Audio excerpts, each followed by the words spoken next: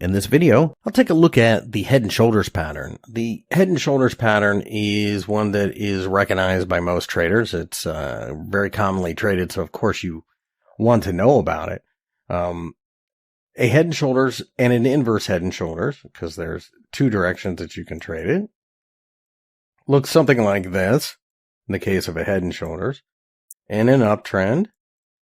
So what happens is you get a continuation of the uptrend. You get the pullback like you get, in any uptrend, and then you continue to go higher. You make a higher high. That's part of an uptrend as well.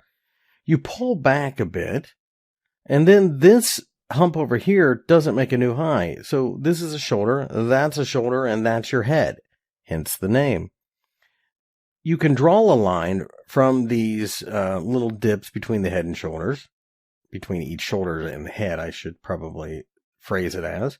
And that's your neckline. And your neckline is a signal to either buy or sell. In this case, sell in a head and shoulders. So think about it. What's happened is we've rallied, we continued, and then this time we just ran out of momentum. The great thing about head and shoulders, it's got a built-in measuring stick here, where the top of the head to the neckline, if you measure that, and let's just say it's $200. Well, a breakdown at the neckline, you're aiming for at least $200. A lot of times the stop gets put on the other side of the shoulder.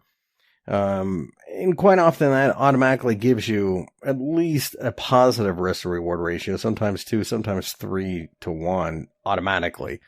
Another thing that you'll notice over time is a lot of times these patterns, especially in currencies for whatever reason, they'll fulfill that move, grind for a bit, and continue going even further.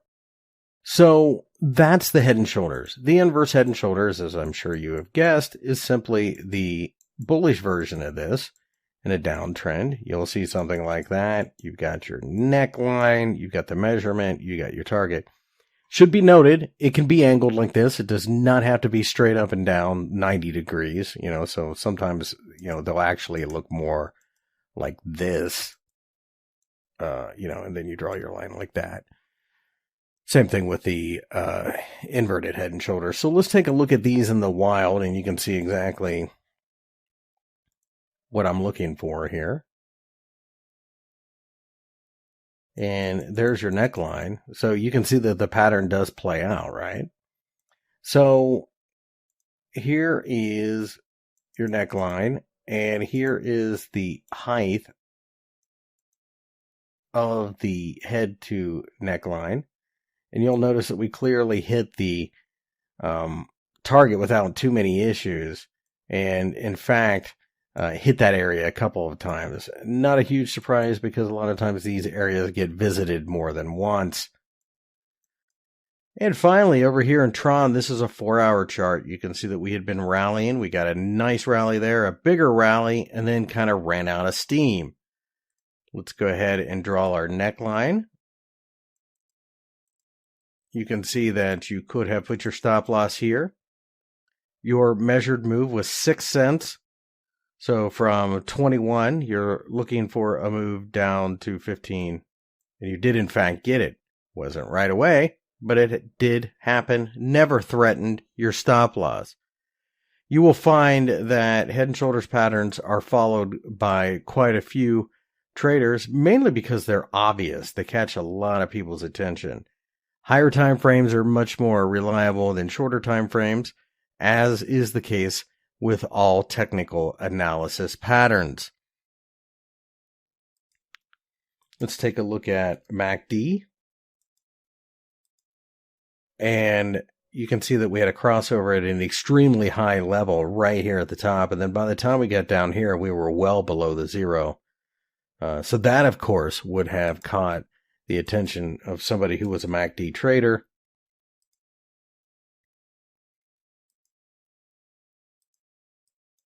The 20 EMA and a 4-hour chart, you can see sloped nicely, crashed through it, found resistance, and then broke down.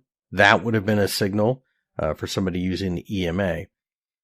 There are quite a few different ways to do this, but you'll notice that the pattern The great thing about this pattern is that when you step into it and you get the breakdown, for example, in this case, you knew exactly what you were looking for to begin with. You also had a place to get out because patterns do fail. They're not 100%. But the nice thing about these patterns is so many people pay attention to them that they give you a little higher percentage probability.